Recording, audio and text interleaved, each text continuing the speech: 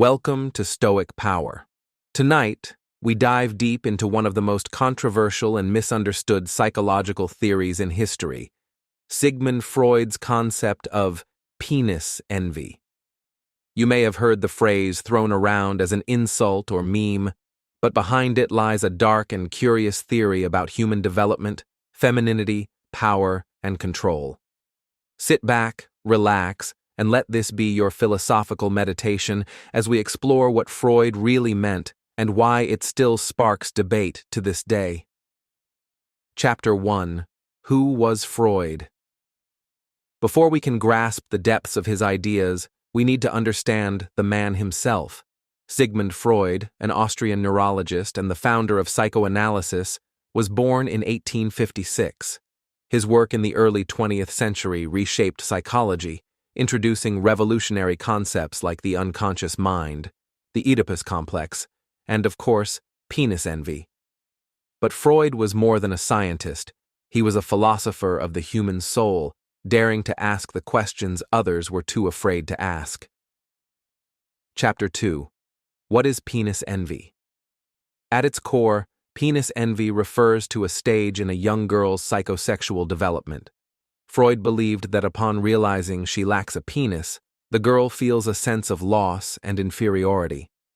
This envy allegedly leads her to desire the father and reject the mother, giving rise to what Freud called the Electra complex. It's controversial, outdated by many modern standards, yet undeniably fascinating. Chapter 3. The symbolism behind the theory. Is it really about the penis, or something deeper? Many scholars argue that Freud's use of the penis as a symbol represents more than just anatomy. It represents power, agency, societal dominance. In a patriarchal society, the penis becomes a metaphor for the power women are historically denied. This idea opens doors to broader conversations about gender dynamics, feminism, and social structures. Chapter 4. Female sexuality and power. Freud was accused of reducing female experience to lack and absence. But maybe he was pointing out something else: that society imposes limitations on female identity, desire, and ambition. In Freud's time, and even today in some ways, women were taught to find fulfillment only through men.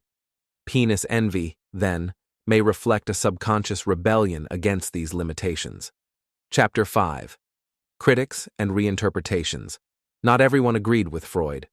Carl Jung, his student-turned-rival, rejected the penis envy concept, proposing instead that both sexes carry masculine and feminine energies, anima and animus. Later feminists like Karen Horney argued that Freud misunderstood women entirely, proposing instead that men suffer from womb envy, a desire to create life and connect deeply. Chapter 6. What modern psychology says today, mainstream psychology has moved away from rigid Freudian concepts, but many still find metaphorical value in penis envy.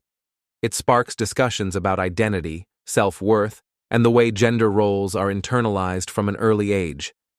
Are we really talking about anatomy, or is this just another way to explore the human need for power and validation? Chapter 7. How this affects modern relationships. Let's bring it home. You, a man over 40, have seen women in all their complexity. Maybe you've felt that some women compete with you, dominate emotionally, or challenge your masculinity. Could these dynamics trace back to deep psychological roots? Possibly.